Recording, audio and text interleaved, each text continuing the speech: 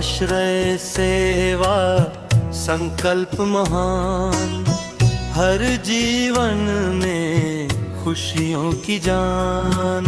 आश्रय सेवा संकल्प महान, हर जीवन में खुशियों की जान। बच्चियों को हौसला, छात्रों को शिक्षा, वृद्धों को सम्मान, यही है आश्रय की पहचान। आश्रय सेवा संस्थान की उत्पत्ति महज एक संस्थान के रूप में नहीं हुई है। ये बचपन से जो हमने दर्द को झेला है। मेरी माँ पढ़ी लिखी थी, अच्छे शहर में पढ़ती थी, और जब उनकी शादी हुई और उन्होंने जिस दर्द को झेला, पारिवारिक जो कष्ट को उठाया, और आए दिन घर की प्रताड़नाओं से रात को जब उसे बाहर निकाल दिया जाता था, और मैं महज 5 वर्ष की उम्र का था, और मैं उसके साथ बैठा यही देखता था कि मम्मा रो क्यों रही है और रात को हम बाहर क्यों हैं। तो वो रोते हुए एक बात बोलती थी कि काश ऐसी कोई जगह हो जहाँ मैं तुमको लेके रह सकूं, तो आज ये दिन नहीं देखना पड़ता। बस वही शब्द मेरे जहन में घर कर गए। और जब मैं बड़ा हुआ, मैंने MA BEd तक पढ़ाई की, और पढ़ने के बाद भी मेरे दिमाग में यही था कि जीवन में यदि कुछ करेंगे तो उन बहन बेटियों के लिए करेंगे, उन माताओं के लिए करेंगे जो दर्द को झेल करके सड़क पे ज़िंदगी जी रहे हैं। क्योंकि महिलाओं की जो स्थिति है या महिलाओं का जो दर्द है, उसे कोई समझ ही नहीं सकता।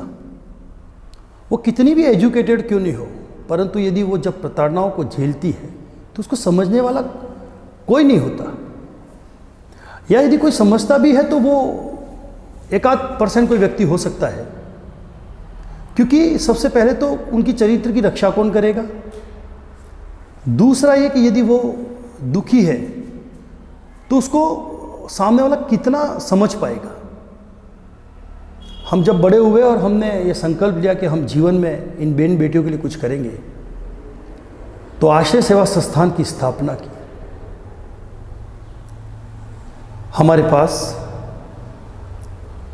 ऐसी कई बहन बेटियां हैं ज़रूरतमंद जिनकी हम सेवा करते हैं, या ऐसी कई माताएं हैं जिनको आवश्यकता है ऐसा आशियाने की, ऐसे घर की, या यूँ कहे अपना पियर जिसको कहे,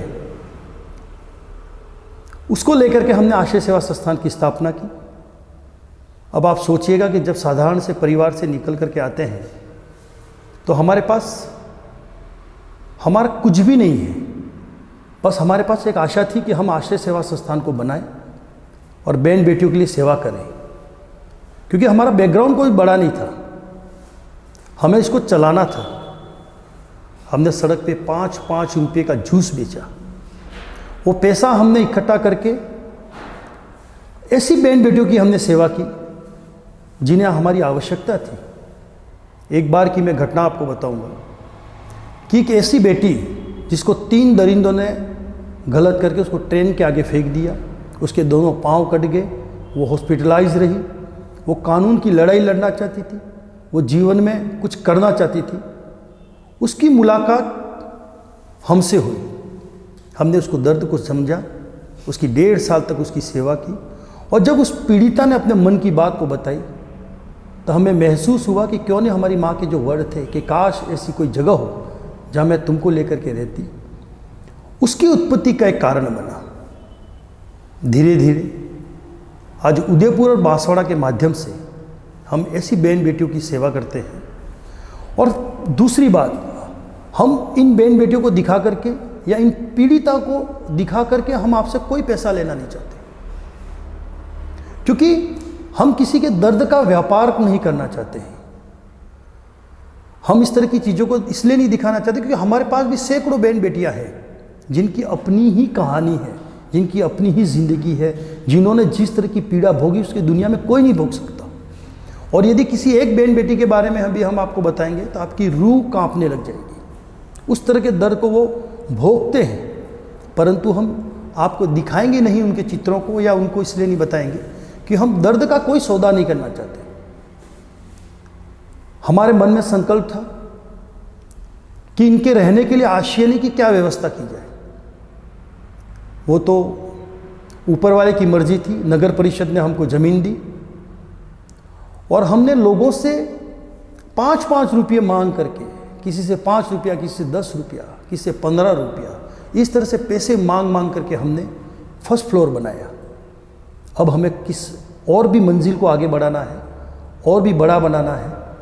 तो हम आपसे ये निवेदन करना चाहते हैं कि आपसे कुछ भी नहीं चाहिए, बस एक ईंट चाहिए। आपकी एक ईंट यदि वहाँ लगेगी तो उन बेटियों को, उन माताओं को, उन बहनों को ये लगेगा कि ये पूरा भारत हमारा अपना परिवार है। हम तो ये चाहते हैं कि आपका 5 रुपये की एक ईंट लगे और हर एक व्यक्ति का उसमें सहभागिता हो। धीरे धीरे इसका निर्माण होने के बाद आप देखिएगा कि वहाँ रहने वाली बहन, बेटियाँ, माताएं, उन्हें अपना पीहर नज़र आएगा, उन्हें अपना मायका नज़र आएगा। क्योंकि जब किसी बहन बेटी के साथ पीड़ित हो जाती है या पीड़ा होती है तो आपने अमूमन देखा होगा कि सड़क पे जो बहन बेटियां भटकती है उनसे हम पागल करार देते हैं, उसे मानसिक विक्षिप्त करार देते हैं और भी न जाने किसी शब्दों से उसको कह करके वो सड़क पे घूमती है। पर हमने कभी यह नहीं सोचा कि आखिर में उसकी ये वजह क्या रही होगी। मैं आपको ऐसी ही एक बहन बेटी के बारे में बताऊंगा जो सड़क पे मानसिक विक्षिप्त होकर के घूम रही थी। हमने उसे खाना खिलाया, कई महीने उसके साथ रह करके उसको समझाने की कोशिश की, और जब उसने अपने दर्द की बात हमें बताई तो हमारे रोंगटे खड़े हो गए। उसने कहा, मैं यहाँ की नहीं हूँ, मैं पश्चिम बंगाल से आई हुई हूँ और एक व्यक्ति ने मुझे प्रेम जाल में फंसा करके यहाँ लेकर के आया और आ करके उसने मेरे साथ गलत किया और गलत करके मुझे सड़क पे छोड़ दिया। अब मैं पश्चिम बंगाल की थी, मैं राजस्थान में आई, मेरी भाषा कोई समझ ही नहीं पा रहा था मैं कहना क्या चाहती थी। लोगों ने मुझे पागल करार कर दिया, मैं भटकती रही और धीरे धीरे मैं मांगने की आदत पड़ गई। मैं सड़क पे बैठी रहती, लोग मुझे खाना खिलाते और लोग मुझे समझते ये तो पागल है। जब हमने उसकी पीड़ा को धीरे धीरे समझा और उसको समझने की कोशिश की कि ये कुछ कहना चाहती है, तो हमने ट्रांसलेटर को बुलाया कि ये कहना क्या चाहती है। तब उसने बताया कि मैं पश्चिम बंगाल की हूँ, कलकत्ता की हूँ और वहाँ मेरा ऐसा ऐसा कोई घर है और वहाँ पता करो। हमने वहाँ की पुलिस से संपर्क किया। उसका जब पता चला तो वाकई में वो मिस हुई थी, परंतु वो जिसके घर से यहाँ लाया गया था वो गरीब घर के लोग थे, उनके पास पैसा ही नहीं था यहाँ आने के लिए और उन्हें तो पता भी नहीं था कि राजस्थान में बांसवाड़ा कहाँ पर है। उन्होंने कहा कि हमारे पास पैसा नहीं है, हम जानते नहीं हैं, हम यहाँ तक कैसे आए। हमने निर्णय लिया, हमारी संस्थान ने निर्णय लिया कि वहाँ पर हम किसी को भेजें और उनको लेकर के यहाँ पे आए। उनके परिवार वालों को लेकर के आए, उनसे मिलवाया और आज वो बेटी जिसको दुनिया पागल समझ रही थी और वो आज हंसती खेलती ज़िंदगी जी रही है। तो इसी तरह से बहुत सी बहन बेटियां, माताएं हैं जिन्हें सड़क की ज़िंदगी जीना पड़ता है, जिन्हें कहीं ना कहीं दुख सहना पड़ता है और उन्हें ये पता ही नहीं है कि हम जाएं तो जाएं कहाँ, और उन्हें ये नहीं पता कि जीवन में हमारे लिए कौन सा स्थान है जिसको हम अपना कह सकें।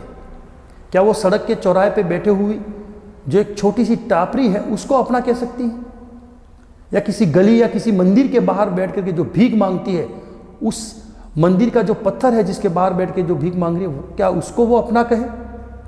तो हमारे मन में हुआ कि हम जब माँ के साथ बेघर हो जाते थे रोज रात को, और माँ कहती थी काश ऐसी कोई जगह हो जहाँ तुमको लेकर के रहती, तो हमने इस आशियाने को जो निर्माण कर रहे हैं उसका नाम है आश्रय धाम।